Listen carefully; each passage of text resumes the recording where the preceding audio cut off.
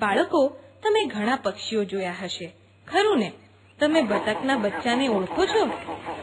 ચાલો આજે આપણે બતકના બચ્ચા વિશે વાત કરીએ. એક હતું બતકનું બચ્ચું. થોડું મોટું થતા તેની માએ કહ્યું, ચાલ તને પાણીમાં તરતા શીખવાડું. બચ્ચું બોલ્યું, ના માં, ઠંડા પાણીમાં પડે કોણ, નહાય કોણ, તરે કોણ, હું નહીં તરું. તો પણ એની માં એને મોટી નદી પાસે લઈ ગઈ. નદી તો ઘણી મોટી હતી. એમાં ઘણાય વહાણો તરતા હતા. નદીમાં કાચબા, મગર, નાની મોટી માછલીઓ પણ રહેતા હતા. માએ બચ્ચાને શું કહ્યું? માએ બચ્ચાને કહ્યું, ચાલ આપણે નદીમાં નાહીએ અને તરીએ પણ. બચ્ચું બોલ્યું, ના માં, ઠંડા પાણીમાં પડે કોણ, નહાય કોણ, તરે કોણ, હું નહીં તરું. પછી બતક તેના બચ્ચાને તળાવ ઉપર લઈ ગઈ.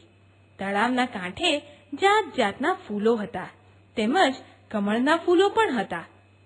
શિંગોડાના વેલા હતા અને માછલીઓ પણ હતી.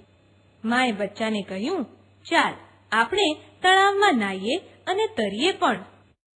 બતકનું બચ્ચું શું બોલ્યું? બચ્ચું બોલ્યું, ના ભાઈ ના, ઠંડા પાણીમાં પડે કોણ, નહાય કોણ, તરે કોણ? હું તો નાવું પણ નહીં અને તરું પણ નહીં. હવે બતક તેને ખાબોચિયા પાસે લઈ ગઈ. ખાબોચિયું સાવ નાનું, તેમજ તેમાં થોડુંક અમથું જ પાણી હતું, પરંતુ એમાં ઘણો બધો કાદવ હતો અને કાદવમાં પુષ્કળ પ્રમાણમાં અળસિયા ફરતા હતા. માએ બચ્ચાને કહ્યું, ચાલ ખાબોચિયામાં નાહીએ, ખાબોચિયામાં તરીએ. બચ્ચું કહે, ના રે ના, અરે ના ના, નહાય કોણ, તરે કોણ, હું તો નહીં નાઉં, હું તો નહીં તરું. હવે તો બાળકો, બતક શું થઈ ગઈ? બતક ખરેખર મૂંઝાઈ ગઈ. બતકનું બચ્ચું નહીં તરે તો કેમ ચાલે? કબૂતરના બચ્ચા ઉડે, મરઘીના બચ્ચા ચાલે, અને બતકના બચ્ચા શું કરે? બતકના બચ્ચા તો તરે જ. પણ મારું બચ્ચું કહે છે કે હું તો નહીં નાઉં, હું તો નહીં તરું. આવું તો કેવી રીતે ચાલે? પછી શું થયું બાળકો? બતક તેના બચ્ચાને ક્યાં લઈ ગઈ? વાવ આગળ લઈ ગઈ. વાવ ખૂબ જ ઊંડી અને અંધારી હતી. અંદર પાણી પણ ખૂબ ઊંડું હતું. માએ બચ્ચાને કહ્યું, ચાલ વાવમાં નાહીએ અને તરીએ. બચ્ચું બોલ્યું, ના રે ના, આમાં નાય કોણ, તરે કોણ, આ પાણીમાં પડે કોણ, ના ના, મારે નથી નાવું, નથી તરવું. પછી શું થયું જાણો છો? બચ્ચાના પિતા ત્યાં આવ્યા અને કહ્યું કે નીચે પાણીમાં જો.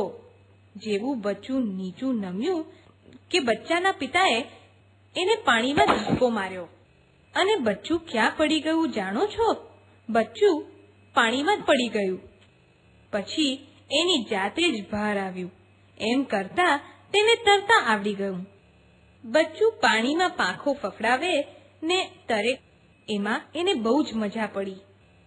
પછી તો એ ગાવા લાગી ગયું, ભાઈ, ઠંડા ઠંડા પાણીમાં નાહવાની મજા, તરવાની મજા. અને પછી તો બચ્ચું એની મા સાથે ખાબોચિયામાં ગયું. ત્યાં પણ તેને તરવાની મજા પડી.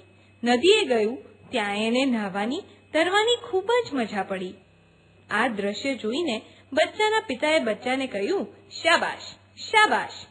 તો દોસ્તો, તમે બતકના બચ્ચાની વાર્તા પરથી તમારા જીવન માટેની ઉપયોગી વસ્તુ શું શીખ્યા?